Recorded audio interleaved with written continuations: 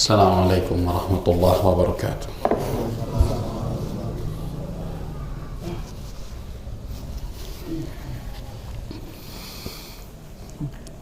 Alhamdulillahi ala ihsanih, syukru lahu ala taufiqihi wa amtinanih. Ashhadu an la ilaha illallah ta'ziman li sya'nih, wa ashhadu anna Muhammadan abduhu wa rasuluhu ad-da'i ila ridwanih, sallallahu alaihi wa ala alihi wa ashabihi wa man sara ala nahjihi ila yaumi liqa'i. Amma ba'du, faqad qala Allah ta'ala fil Qur'anil Karim: Ya ayyuhalladzina amanu ittaqullaha wa qulu qawlan sadida yuslih lakum a'malakum wa yaghfir lakum dhunubakum wa man yuti'illaha wa rasulahu faqad faza fawzan 'azima. Fa inna asdaqal hadithi kitabullah wa khairal huda huda nabiyyina Muhammadin sallallahu alaihi wasallam wa syarral umuri muhdatsatuha fa inna kulla muhdatsatin bid'ah wa kulla bid'atin dalalah wa kulla dalalatin finnar. Ma'asyiral muslimin rahimani wa rahimakumullah. Alhamdulillah, kita bersyukur kepada Allah Subhanahu wa taala yang telah memberikan kita kesempatan untuk hadir di majelis ta'lim. Semoga Allah Subhanahu wa taala menjadikan kita orang-orang yang berilmu dan mengamalkan ilmu yang telah dipelajari. Kemudian salawat dan salam kita haturkan kepada Nabi kita tercinta, Nabi Muhammad sallallahu alaihi wasallam. Jemaah sekalian, malam hari ini kita akan lanjutkan pembahasan kita di kitab Al-Usul Ats-Tsalatsah yang dikarang oleh Syekh Muhammad bin Abdul Wahhab, dan beliau belum masuk ke pembahasan, atau kita belum masuk ke pembahasan Al-Usul Ats-Tsalatsah. Kita masih membahas muqaddimah yang beliau tulis dalam buku yang agung ini.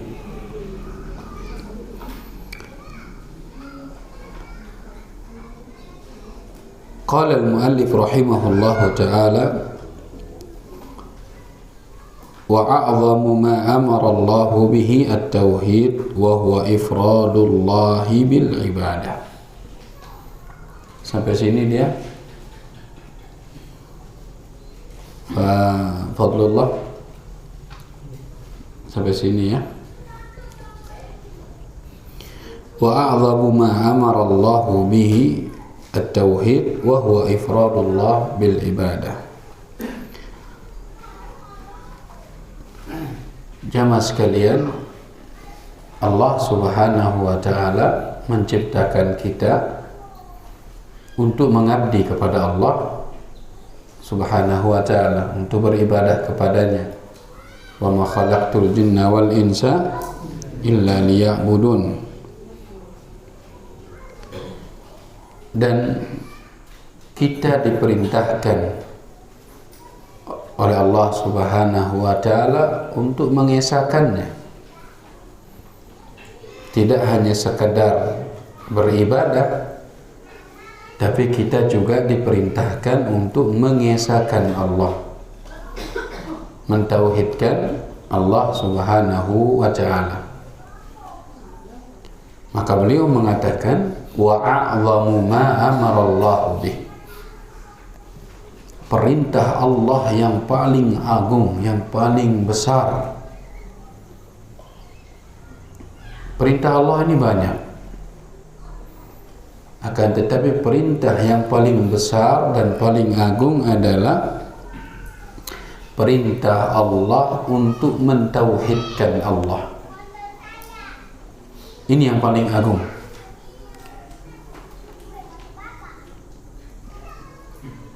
Jadi jangan sampai kita memahami kita hanya disuruh beribadah kepada Allah, namun kita tidak paham kalau selain kita disuruh beribadah kepada Allah, kita sebenarnya disuruh untuk mengesahkan Allah.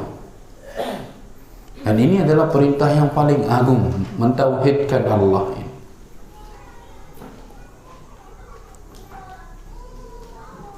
Dan tauhid menurut beliau di sini ifradullah bil ibadah. Tauhid yang beliau maksud adalah ifradullah bil ibadah. Apa itu ifradullah bil ibadah? Ifrad itu artinya mengesahkan, menunggalkan. Mengesahkan Allah Subhanahu wa taala dalam ibadah, itu artinya tauhid. Padahal jamaah sekalian, tauhid ini para ulama bagi menjadi berapa? 3. Ada tauhid rububiyah, ada tauhid uluhiyah atau tauhid ibadah. Uluhiyah biasa disebut dengan tauhid ibadah. Dan yang ketiga ada tauhid asma was sifat. Pembagian ini dibagi oleh para ulama setelah mengkaji dalil-dalil dari Al-Quran dan As-Sunnah. Bukan pembagian bid'ah. Sebagian orang mengatakan kalian membagi tauhid menjadi 3, itu bid'ah itu. Rasulullah tidak pernah membagi tauhid menjadi 3. Kita dong para gawe bid'ah, yalah gawe bid'ah padahal. Apa bid'ah gawe itu? Yang mereka sangkakan kepada kita, mereka mengatakan kita melakukan bid'ah membagi tauhid menjadi 3. Ada yang lebih panas lagi perkataan mereka, Wahabi ini trinitas. Apa? Trinitas. Apa itu trinitas? Ya ini maksudnya membagi tauhid menjadi 3. Memang Rasulullah tidak pernah membagi tauhid menjadi 3 secara langsung, tapi dari dalil dari Al-Quran dan Sunnah itu tauhid terbagi menjadi 3. Ada dalil-dalil yang menunjukkan tauhid pertama, rububiyah. Ada dalil-dalil yang menunjukkan ke tauhid yang kedua, yaitu ibadah. Ada dalil-dalil yang menunjukkan kepada tauhid asma wa sifat. Pembagian ini hanya untuk memudahkan kita belajar dan mengenal Allah Subhanahu wa ta'ala. Tayyib, kembali. Tauhid ibadah, tauhid itu ada 3. Tauhid rububiyah namanya, yaitu tauhid mengesahkan Allah dalam segala perbuatan Allah. Mengesahkan Allah dalam segala perbuatan Allah. Menciptakan, mematikan, menghidupkan, mengatur alam, menurunkan hujan, memberikan kesembuhan, menguasai. Ini semua perbuatan Allah Subhanahu wa taala dan wajib kita esahkan Allah di situ. Dan mengesahkan Allah dalam perbuatannya inilah disebut dengan tauhid rububiyah. Yang kedua tauhid uluhiyah atau tauhid ibadah. Mengesahkan Allah dalam perbuatan hamba. Kalau rububiyah tadi mengesahkan Allah dalam perbuatan Allah. Kalau tauhid uluhiyah mengesahkan Allah dalam perbuatan hamba. Perbuatan hamba apa maksudnya di sini? Ibadahnya hamba, salatnya hamba, zakatnya hamba, zikir, menyambung tali silaturahmi, berbuat baik, sedekah, salat id, salat yang lainnya. Ini harus kita esahkan Allah Subhanahu wa taala dalam perbuatan kita, yaitu ibadah. Tauhid ini disebut dengan tauhid uluhiyah. Tauhid inilah yang disebutkan oleh pengarang tadi, oleh Syekh Muhammad bin Abdul Wahhab. perintah Allah yang paling besar adalah mentauhidkan Allah. Ini kata beliau. Yang dimaksud dengan tauhid adalah mengesahkan Allah dalam ibadah. Maksudnya tauhid uluhiyah. Adapun tauhid asma wa sifat, meyakini bahwasanya hanya Allah lah yang memiliki asma, nama-nama yang sempurna, dan sifat yang mulia. Dari ketiga tauhid ini jamaah sekalian, beliau hanya menyebutkan satu tauhid, yaitu tauhid mengesahkan Allah dalam ibadah, tauhid uluhiyah saja. Beliau tidak menyebut tauhid rububiyah dan tauhid asma wa sifat. Beliau hanya mengatakan yang dimaksud dengan tauhid adalah tauhid mengesahkan Allah dalam ibadah hamba. Tidak menyebutkan tauhid rububiyah, tidak menyebutkan tauhid asma sifat. Kenapa jamaah sekalian? Alasan pertama, karena setiap orang yang mengesahkan Allah dalam ibadahnya, maka dia sudah bertauhid rububiyah dan dia sudah bertauhid asma wa sifat. Ini alasan pertama. Alasan kenapa beliau tidak menyebutkan rububiyah dan asma wa sifat, karena setiap orang yang beribadah dan mengesahkan Allah dalam ibadahnya, pasti dia memiliki tauhid rububiyah dan asma wa sifat. Alasan yang kedua jamaah sekalian adalah tauhid inilah tauhid yang terpenting. Dari tiga tauhid ini yang terpenting tauhid uluhiyah. Percuma orang hanya mengakui Allah menciptakan, meyakini Allah yang mematikan, akan tetapi dia beribadah kepada selain, percuma tauhidnya. Dia mengakui Allah lah yang menyembuhkan, Allah lah yang mematikan, Allah lah yang mengatur alam semesta, memiliki alam semesta. Dia percaya itu, meyakini itu, tapi dia beribadah kepada selain Allah. Apa gunanya itu? Dia meyakini Allah subhanahu wa ta'ala memiliki asma'ul husna, nama-nama Allah itu mulia, nama-nama Allah itu sangatlah agung, sifatnya mulia dan indah. Tapi kalau dia beribadah juga kepada selain Allah, tidak ada gunanya tauhid asma wa sifat. Tidak bisa membantu kita di akhiratnya, Mas. Yang bisa membantu kita adalah tauhid uluhiyah, tauhid ibadah niki. Makanya beliau sebut ini yang paling utama. Tauhid uluhiyah itu ibaratnya seperti pondasi rumah. Seperti apa? Pondasi rumah. Rububiyah dan asma wa sifat itu seperti tiangnya, seperti temboknya, seperti atap. Apalah arti atap, tiang dan tembok kalau tidak ada pondasi, hancur. Tauhid uluhiyah mengesahkan Allah subhanahu wa ta'ala dalam ibadah niki, tujuannya diutus para rasul.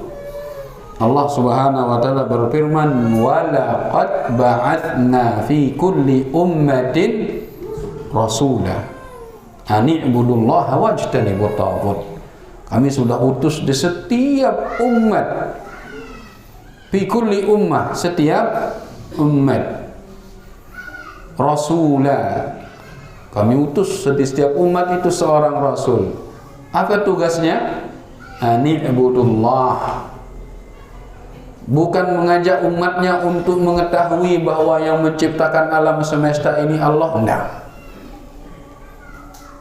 Tugas mereka bukan mengajak umat untuk mengenal asma wa sifat Allah, bukan itu tugas mereka. Tugas mereka adalah ani'budullah, mengajak umatnya untuk beribadah kepada Allah subhanahu wa ta'ala. Inilah tauhid uluhiyah. Ani'budullah wajtanibut tagut dan meninggalkan yang namanya tagut. Tagut itu sesembahan selain Allah Subhanahu wa taala. Karena dia tugas para rasul, Nabi Muhammad pun memulai dakwahnya di Mekah. Selama berapa tahun di Mekah? Berapa tahun di Mekah? Aida dengan kedua 13 10 13 no. Khilaf ulama ni ke. Ada bilang 13, ada yang bilang 6 16, ada yang bilang 10. Iya, 13 ya. Sepakat. Selama beliau di Mekah mau dakwah sirriyah, dakwahnya diam-diam 3 tahun, dan dakwah jahriyah, dakwah secara terang-terangan, beliau selalu mendakwahkan tauhid uluhiyah. Sembahlah Allah, tinggalkan patung-patung itu. Beribadahlah kepada Allah, tidak ada yang bisa menyelamatkan kita selain Allah, maka beribadahlah kepada Allah, tinggalkan tagut dan patung-patung nenek moyang yang kalian sembah. Itu dakwah beliau. Di Madinah pun sama. Maka tauhid uluhiyah ini sangat penting. Karena pentingnya juga jemaah sekalian, setiap utusan yang dikirim oleh Rasulullah SAW untuk berdakwah di luar kota Madinah, itu selalu disuruh mendakwahkan apa? Tauhid. Lihat pesan beliau kepada Mu'adz bin Jabal sama Abu Musa al-Ash'ari. Mereka diutus ke Yaman, namun tempatnya berpisah di Yaman. Falyakun awwala ma tad'uuhum ilaihi an yashhadu an la ilaha illallah wa anna Muhammadar Rasulullah, wa fi riwayah ila an yuwahhidullah. Wahai Mu'adz, nanti kalau kamu sudah nyampe Yaman, orang Yaman itu ahlul kitab. Orang Yaman itu ahlul kitab. Maka pertama kali yang kau dakwahkan wahai Mu'adz, mereka itu hendaknya mengesahkan Allah dalam ibadah. Mengatakan asyhadu an la ilaha illallah wa asyhadu anna Muhammadar Rasulullah. Mengesahkan Allah dalam ibadah. Pesan beliau juga kepada Mus'ab bin Umair tatkala beliau utus ke Madinah untuk membuka jalan terjadinya hijrah ke Madinah. Ini yang disuruh dakwahkan, tauhid. Surat-surat beliau kepada raja-raja Furs, raja Persia, raja Romawi, raja di Mesir Qibti, dan raja-raja yang lain pada saat itu yang berkuasa, semua mereka diajak untuk beribadah hanya kepada Allah Subhanahu wa ta'ala. Maka pantas kalau Syekh Muhammad bin Abdul Wahab mengatakan sebesar-besarnya, seagung-agungnya perintah dalam Islam ini adalah perintah mengesahkan Allah Subhanahu wa ta'ala. Yang namanya perintah wajib apa enggak? Wajib. Maka kita semua di sini wajib mengesahkan Allah Subhanahu wa ta'ala. Jangan sampai kita menyekutukan Allah. Oleh karena itu, setelah itu apa katanya Baparullah? Wa a'zamu ma amara Allah bihi huwa at-tauhid wa huwa ifradullah bil ibadah. Kemudian wa a'zamu ma naha anhu wasyirk. Yang paling besar dari larangan Allah Subhanahu wa ta'ala, larangan dari menyekutukan Allah Subhanahu wa ta'ala.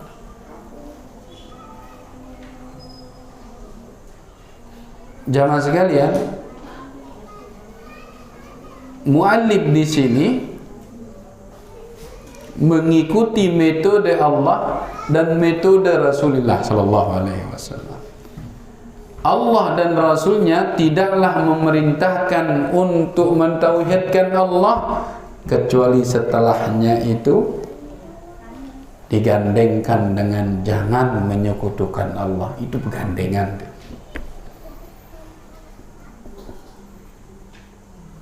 Beliau mengatakan yang paling besar perintah apa? Perintah untuk mentauhidkan Allah, mengesahkan Allah dalam ibadah.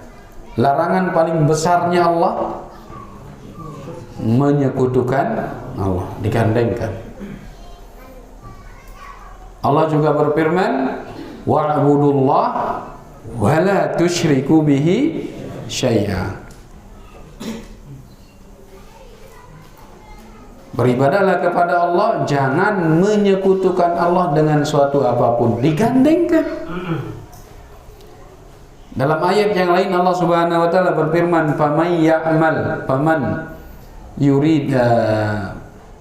yarju liqa'a rabbih falyamal amalan salihah. Cukup.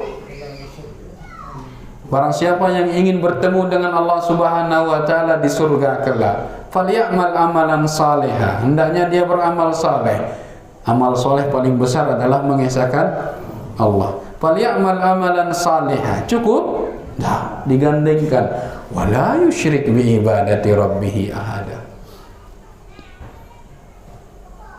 Nabi SAW, ini hadis tadi malam saya jelaskan di Masjid Al-Irsyad wal Islah Pancor.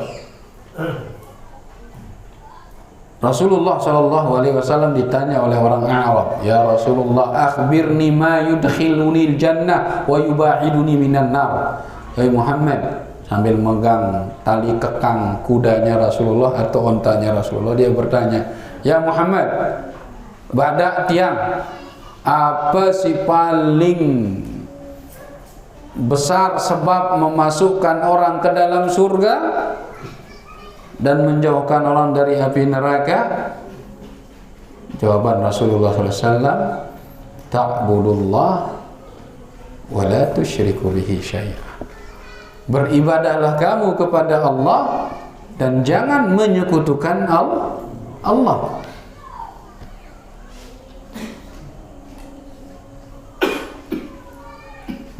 Ini sebab terbesar kita masuk ke dalam surga, jemaah sekalian. Kenapa selalu digandengkan? Kembena selalu digandengkan oleh Allah dan Rasulnya. Para ulama pun setelahnya selalu menggandengkan ini. Antara tauhid dan syirik, jangan bertauhidlah kalian dan jangan berbuat syirik. Ini selalu digandengkan. Kenapa? Karena kebanyakan orang mukmin muslim, dia beriman dan Islam, beribadah kepada Allah, namun jatuh juga ke dalam perbuatan syirik. Padahal syirik kalau sudah dilakukan, habis itu amalan. Kebanyakan dari muslim, dan ini tidak bisa kita pungkiri, mereka tahu atau tidak, berani meninggalkannya atau tidak, mereka beribadah kepada Allah juga menyekutukan Allah. Dan ini banyak terjadi. Inilah yang disebutkan oleh Allah Subhanahu wa taala dalam firman-Nya, "Wa ma yu'minu aktsaruhum billahi illa wa hum musyrikun." Kebanyakan dari mereka, dari kita umat Nabi Muhammad sallallahu alaihi wasallam, "Wa ma aktsaruhum yu'minuna billahi illa wa hum musyrikun."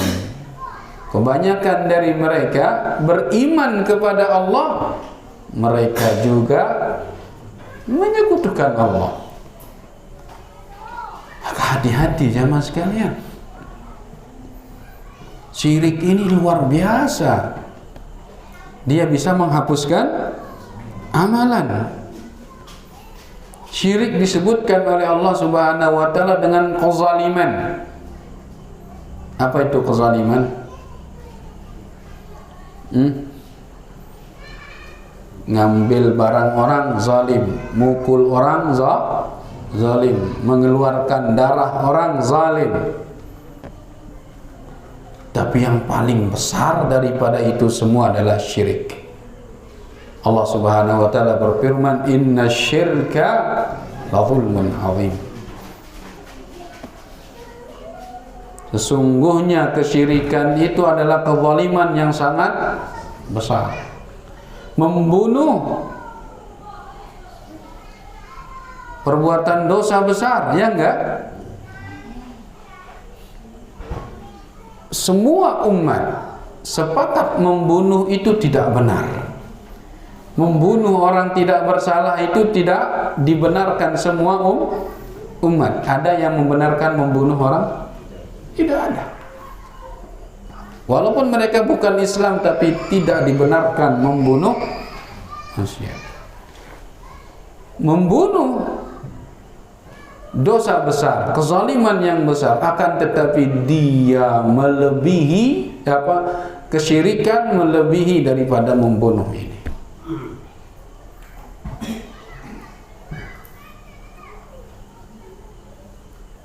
Apa dalilnya kalau kesyirikan lebih besar daripada membunuh? Enggak, yang ada kata membunuhnya. Sekarang disebut ini wal fitnatu apa? Asyaddu minal qatl. Wal fitnatu asyaddu minal qatl. Apa fitnah nih? Fitnah di sini bukan arti menuduh, enggak. Fitnah di sini kata Ibnu Abbas kufrun wa syirkun, kekufuran dan kesyirikan. Kekufuran dan kesyirikan ini asyad, lebih parah, lebih berat daripada al-qatlu, membunuh. Lantas kenapa kita harus meremehkan dia? Sebagian orang meremehkan ini, iya apa enggak? Meremehkannya dengan alasan ini sudah masuk adat istiadat. Wah biasa itu kan milin bagus, kan terketuk tengendeng berkah, terketuk anti sehat, kan ini sebab disepelekan, padahal itu perkara besar. Kesyirikan ini perkara besar.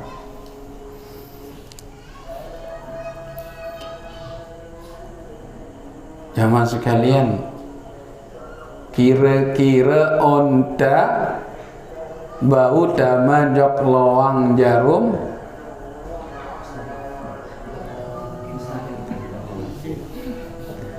bau, hah?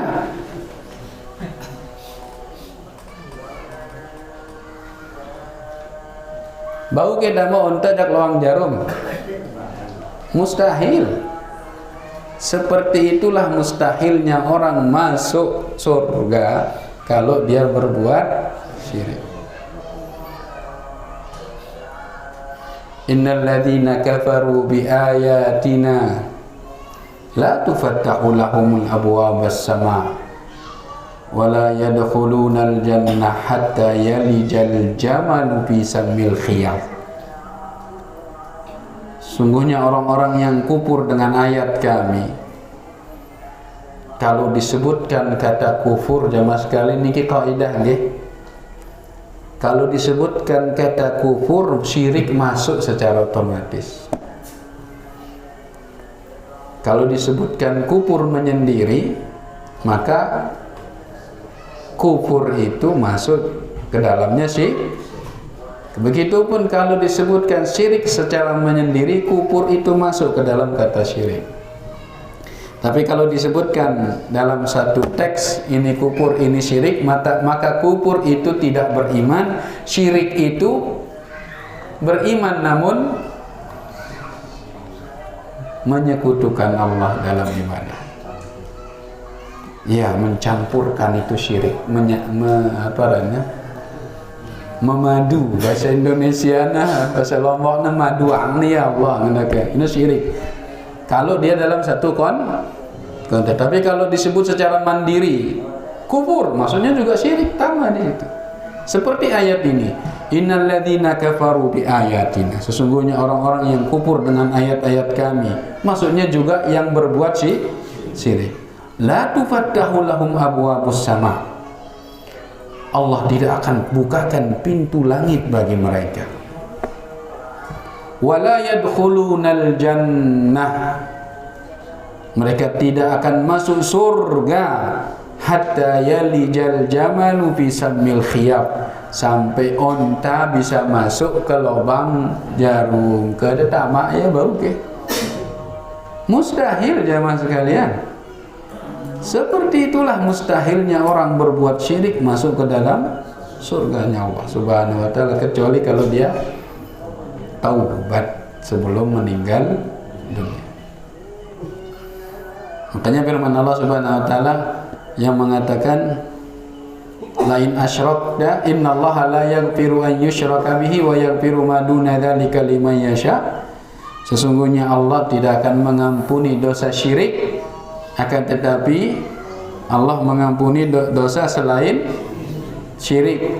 Tidak akan mengampuni dosa syirik maksudnya kalau dia mati dalam keadaan syirik, dia tidak bertobat dalam kesyirikannya, maka dia tidak akan diampuni oleh Allah Subhanahu wa taala. Lamun ditampuni si Allah, bau tetap masuk surga? Tidak bisa jamaah sekalian.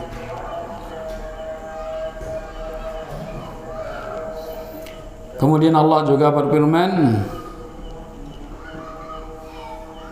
innahu man yusyrik billah, sesungguhnya orang yang menyekutukan Allah, faqad harrama alaihil jannah, Allah haramkan baginya surga. Apa maksudnya diharamkan? Dek negintama, dek negintama permulaan atau pertengahan. Karena masuk surga itu kalau di dalam ayat atau hadis sebutkan tidak akan masuk surga, ada dua kemungkinan. Tidak masuk surga permulaan atau pertengahan. Maksud paham ke ini?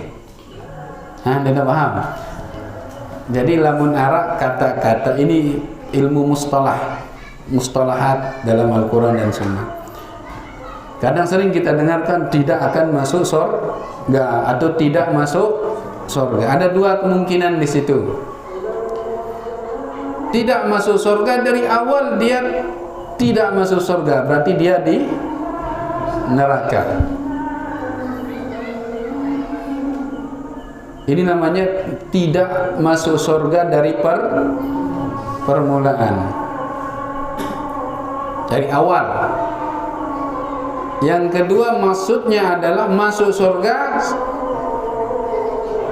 setelah dicuci dalam api neraka. Jadi dia tidak masuk surga, maksudnya tidak masuk surga kecuali setelah dicuci dalam api neraka baru masuk surga. Ada dua maknanya. Tapi kalau syirik, mana yang kena dia ini? Tidak masuk surga. Haramallahu alaihil jannah, Allah mengharamkan baginya masuk surga. Masuk surga dari awal tidak bisa, atau pertengahannya dia bisa nanti. Dari awal tidak bisa. Karena dosa syirik ini dosa beda kalau dosa zina. Zina itu kalau kita tidak taubat dari zina, di akhirat besok nejulu itele neraka dan wah bersih dengan dosa itu baru tetama surga, berarti tidak masuk surga sementara. Tapi kalau syirik selama-lamanya tidak masuk surga, terus dalam api neraka. Makanya Allah mengatakan haramallahu alaihil jannah, Allah mengharamkan baginya surga. Terus di mana tempatnya? Wa ma'wahun nar. Tidak ada pilihan lain di akhirat. Bareh ku ngulu le selak-selak antara surga dan neraka nu darah. Molah bae darah bau kan arak selakna bareh tono tau ndek na bau. Darah selakna. Makanya Allah mengatakan haramallahu alaihil jannah, haram baginya surga, wa ma'wahun nar, tempatnya di neraka. Wa ma lidzalimina min ansar. Tidak sampai situ saja jamaah sekalian. Orang berbuat syirik, wa ma lidzalimina min ansar. Mereka yang berbuat syirik, kezaliman yang besar niki, tidak akan dapat pertolongan. Tidak ada yang bisa menolongnya. Nabi yang diharapkan syafaatnya tidak akan bisa memberikan syafaat bagi pelaku syirik. Alhamdulillah jamaah sekalian, itu butuh oleh syafaat Nabi. Syafaat Nabi itu salah satu bentuknya adalah melalui syafaat Nabi Muhammad. Dengan syafaatnya itu bisa orang-orang tertentu keluar dari api neraka masuk ke surga karena syafaat Nabi Muhammad. Salah satu bentuk syafaat Nabi Muhammad juga orang yang di neraka yang paling dalam kena syafaatnya Nabi naik tingkat menjadi ndek dalam lalu kurangin nah. Salah satu bentuk syafaat Nabi Muhammad juga yang sudah masuk surga bisa naik tingkat ke tempat yang lebih nikmat dan lebih indah. Tapi orang yang berbuat syirik mengharapkan syafaat Nabi Muhammad untuk keluar dari api neraka, dia bau. Hain harapan malaikat angkat tangan. Tuhan-Tuhan yang mereka sembah di dunia itu bisa mereka harapkan bisa menolong mereka. Tidak bisa. Tuhan-Tuhan sendiri mengatakan, Tuhan-Tuhan mereka ini sembahan mereka, dia mengatakan apa? Nafsi ada termesa-mesa waneke. Wa ma lahum min ansar. Enggak ada yang bisa menolong orang berbuat syirik. Kalau Allah sudah mengatakan haram surga, pasti masuk neraka. Tidak ada yang bisa menolong jemaah sekalian. Maka hendaknya kita menjauhi perbuatan syirik niki. Dan syirik ada dua, syirik besar dan syirik kecil. Ini sering kita sebutkannya. Apa bedanya syirik besar dan syirik kecil? Ya ini nah, silih dulu kotak amal nih. Nah, apa bedanya syirik besar dan syirik kecil? Sekik doang. Bismillah dulu. Apa?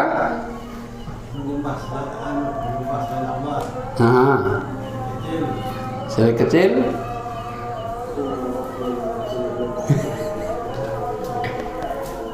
Bagus. Aku kurang kena. Mantap. Apa bedanya? Satu aja ikhlas kalian.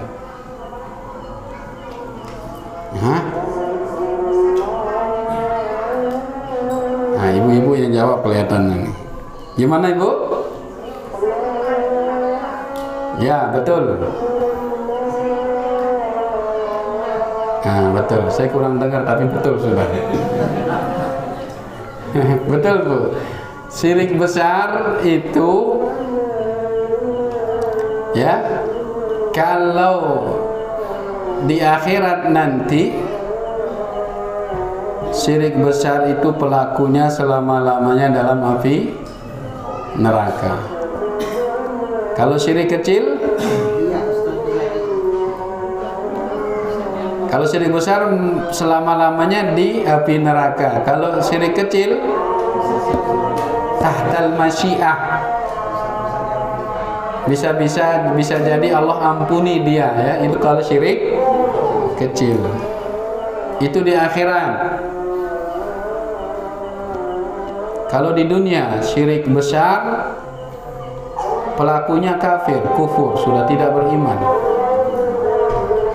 Kalau syirik kecil pelakunya masih beriman, cuman dia melakukan dosa besar yang paling besar. Ini bedanya. Dua-duanya berbahaya, cuman satu lebih berbahaya dari yang lain jamaah sekalian.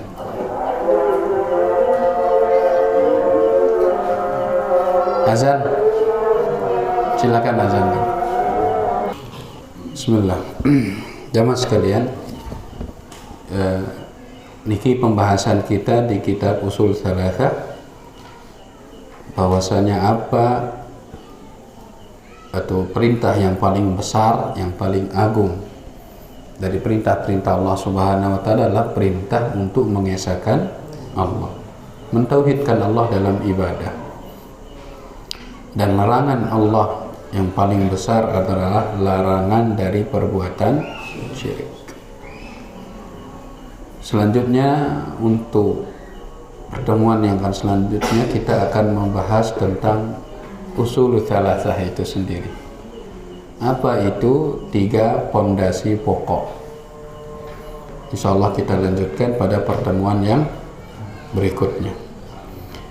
Adapun sebelum kita salat, saya ingin mengingatkan pribadi saya dan jamaah sekalian tentang bulan niki, bulan atas. Bulan apa nangka niki? Muharram. Rasulullah sallallahu alaihi wasallam bersabda dalam hadis yang sahih, afdhalus siyam ba'da Ramadan syahrullahil muharram. Puasa yang paling bagus, paling istimewa adalah puasa di bulan Allah. Di bulan Allah, yaitu bulan Muharram ini. Para ulama menyebutkan bulan Muharram ini bulan yang mulia. Selain dia bulan haram dari 4 bulan, ada 4 bulan haram ya, Zulqaidah, Zulhijjah, Muharram, Rajab. Rajab misah sendiri dia. Karena selain dia dari bulan haram, dia juga memiliki keistimewaan yang lain, yaitu dia disandarkan dengan nama Allah, Syahrullah, bulannya Allah. Apapun yang disandarkan, makhluk yang disandarkan ke nama Allah, makhluk itu makhluk mulia. Contohnya, subhanalladzi asra bi'abdihi, Maha suci Allah yang memperjalankan hambanya. Siapa itu? Muhammad sallallahu alaihi wasallam, makhluk mulia. Ka'bah apa aran lainnya? Baitullah. Kalau cuman baitun, rumah biasa, rumah. Tapi kalau disandarkan sudah dengan nama Allah, Baitullah, maka dia menjadi agung, istimewa.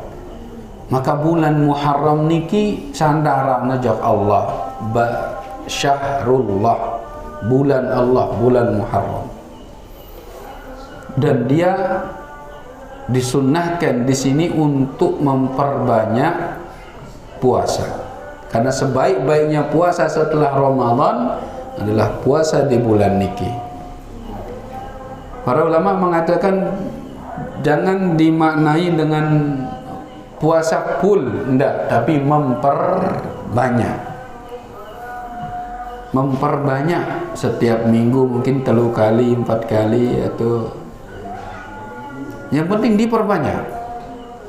Baik yang sunnah mutlaqah atau sunnah muqayyadah. Sunnah muqayyadah itu, puasa sunnah muqayyadah itu seperti puasa Senin, Kamis, Ayyamul Bid, puasa Bid ya, puasa Daud, ini namanya sunnah muqayyadah, terikat dengan waktu.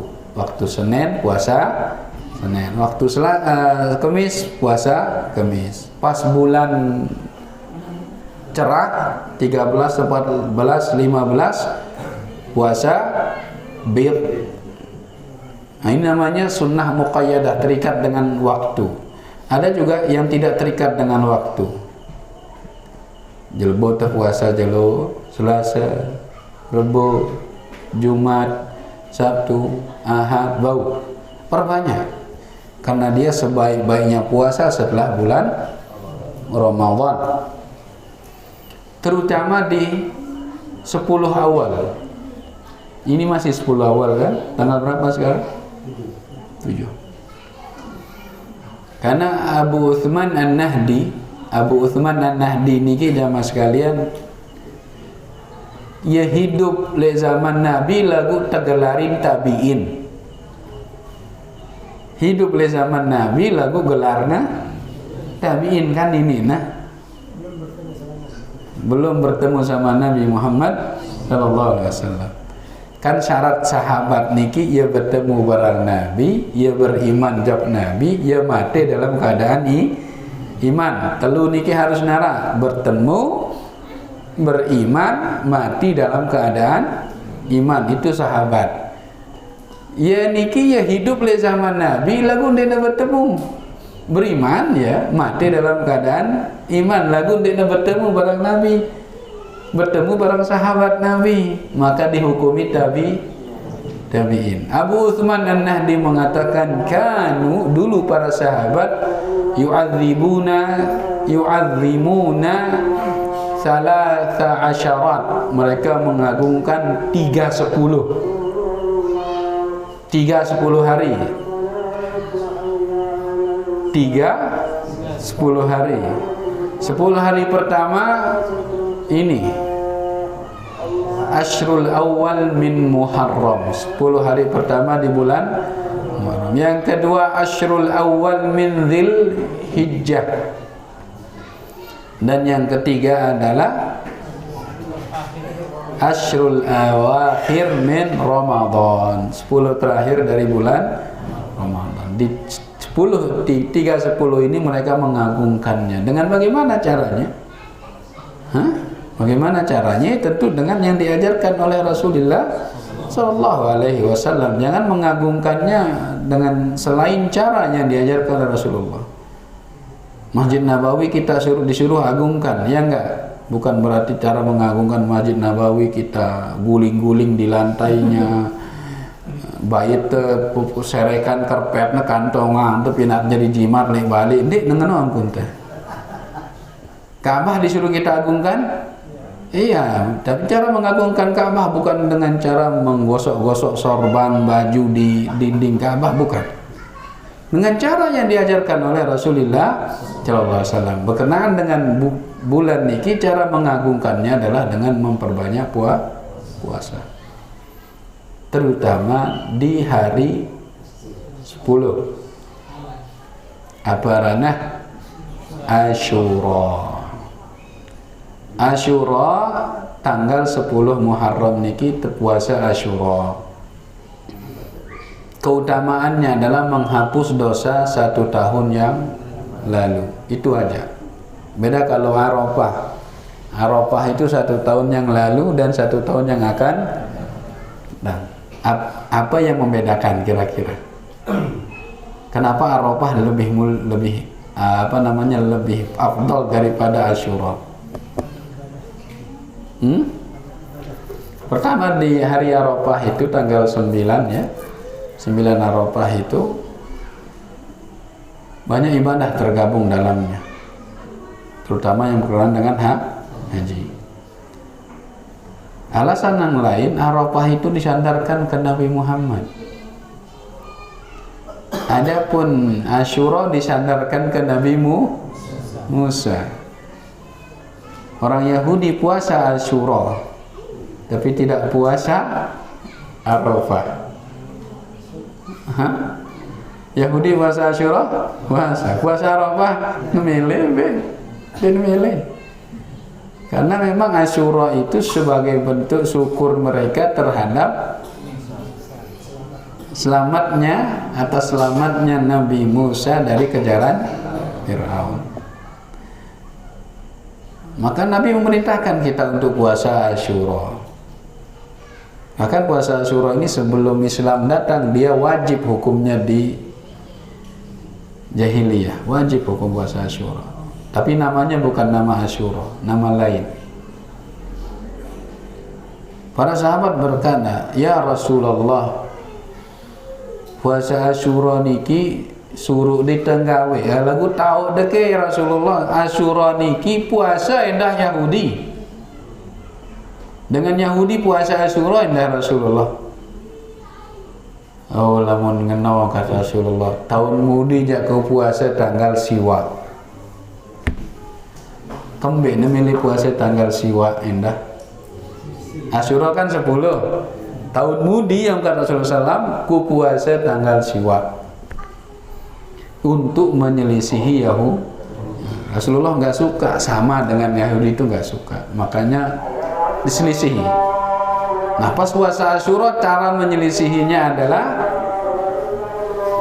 puasa tanggal 9 dan 10. Hah? Iya, Kamis Jumat. Kamis Jumat bagus itu. Ada sidang isbatnya ini?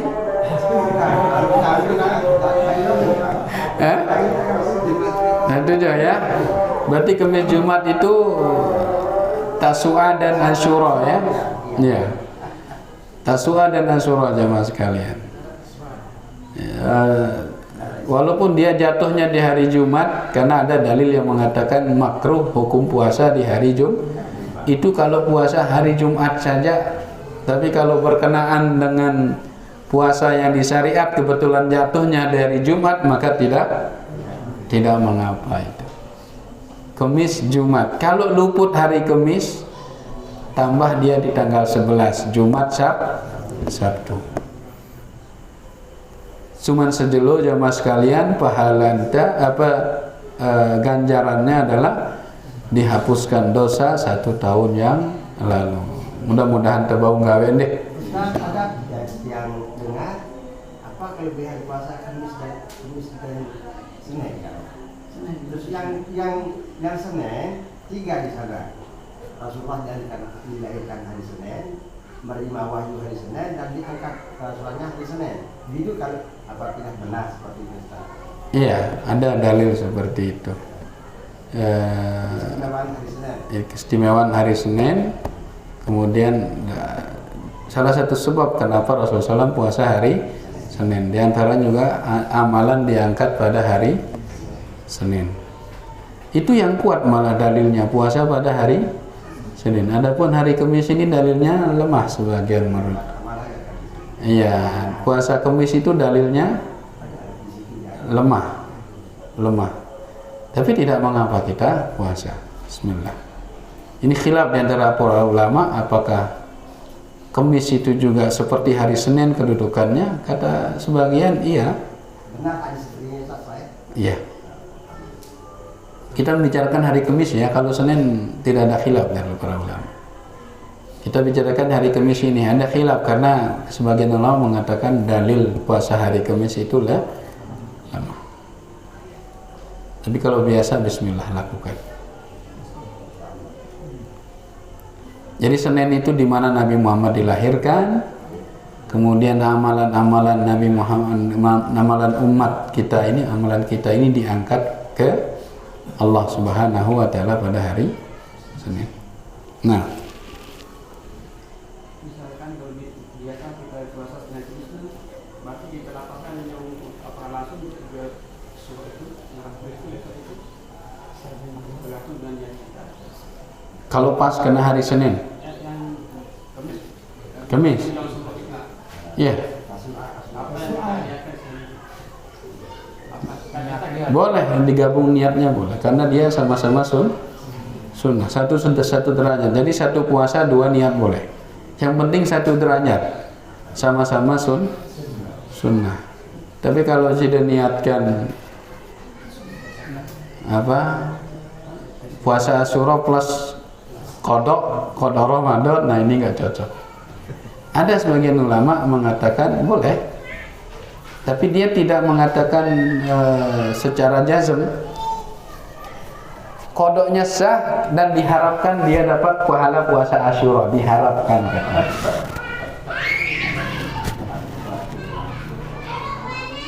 Kata Syekh Utsaimin, kodoknya sah dan diharapkan dapat pahala puasa Asyura. Kalau saat puasa Asyura dia niatkan kodok dan puasa Asyura, kodoknya sah dan diharapkan dapat pahala Asyura. Dari kata beliau ini bisa kita ambil faedah untuk memisahkannya lebih utama. Ini terpesakit ya. antara qada dan puasa Asyura karena derajatnya beda. Iya. Allah taala alam. Kalau ibu-ibu yang biasa puasa Asyura setiap tahun, pas tahun bulan niki, tahun niki ya kena haid. Maka kata Syekh Shalih Al-Utsaimin, insya Allah dapat pahala puasa Asyura karena dia terhalang bukan karena keinginannya. Itu di luar keinginan dia kan haid niki.